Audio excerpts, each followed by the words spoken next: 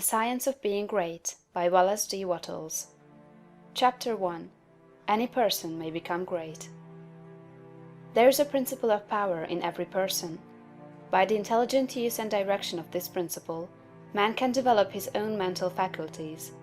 Man has an inherent power by which he may grow in whatsoever direction he pleases, and there does not appear to be any limit to the possibilities of his growth. No man has yet become so great in any faculty but that it is possible for someone else to become greater. The possibility is in the original substance from which man is made. Genius is omniscience flowing into man. Genius is more than talent. Talent may merely be one faculty developed out of proportion to other faculties, but genius is the union of man and God in the acts of the soul. Great men are always greater than their deeds. They are in connection with a reserve of the power that is without limit. We do not know where the boundary of the mental powers of man is. We do not even know that there is a boundary. The power of conscious growth is not given to the lower animals. It is man's alone, and may be developed and increased by him. The lower animals can, to a great extent, be trained and developed by man. But man can train and develop himself.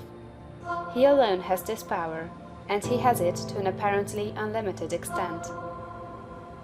The purpose of life for man is growth, just as the purpose of life for trees and plants is growth. Trees and plants grow automatically and along fixed lines. Man can grow as he will. Trees and plants can only develop certain possibilities and characteristics.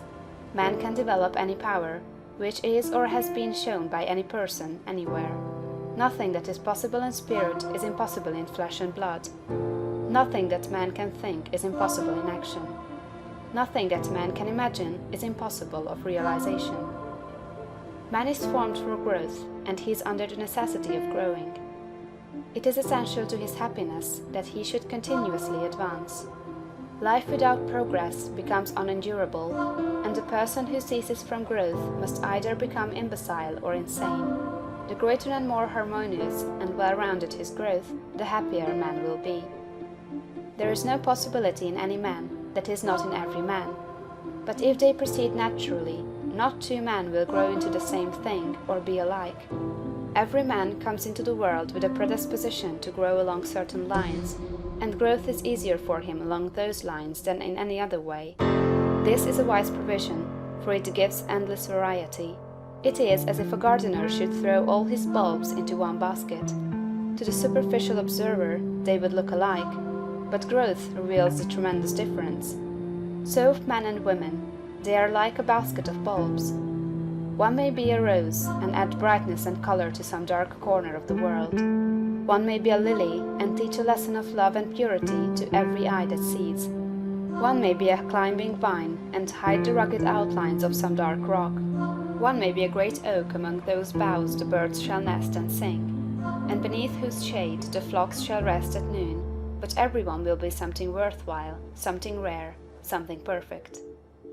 There are undreamed of possibilities in the common lives all around us in a large sense. There are no common people. In times of national stress and peril, the cracker-box loafer of the corner store and the village drunkard become heroes and statesmen through the quickening of principle of power within them. There is a genius in every man and woman, waiting to be brought forth. Every village has its great man or woman, someone to whom all go for advice in time of trouble, someone who is instinctively recognized as being great in wisdom and insight. To such a one, the minds of the whole community turn in times of local crisis. He is tacitly recognized as being great. He does small things in a great way. He could do great things as well, if he did but undertake them. So can any man. So can you. The principle of power gives us just what we ask of it.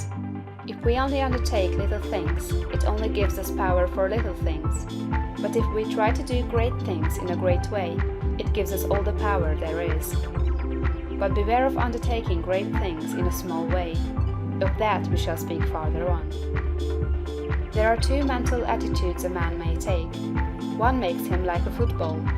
It has resilience and reacts strongly when force is applied to it, but it originates nothing. It never acts of itself.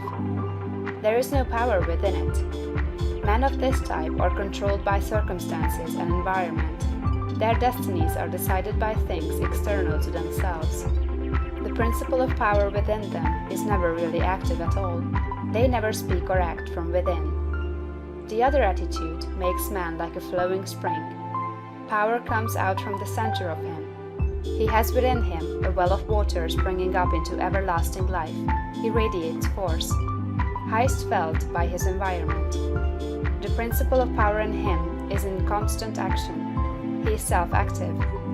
He hath life in himself. No greater good can come to any man or woman than to become self-active.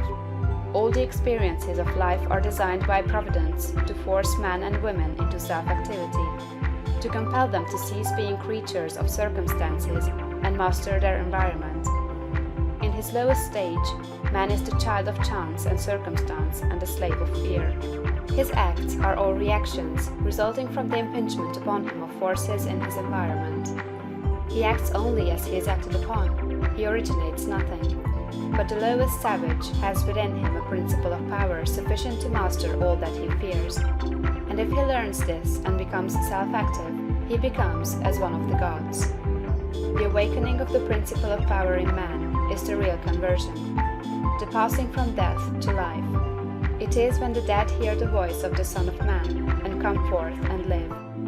It is the resurrection and the life.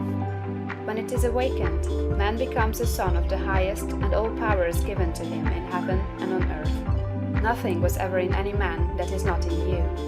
No man ever made more spiritual or mental power than you can attain, or did greater things than you can accomplish.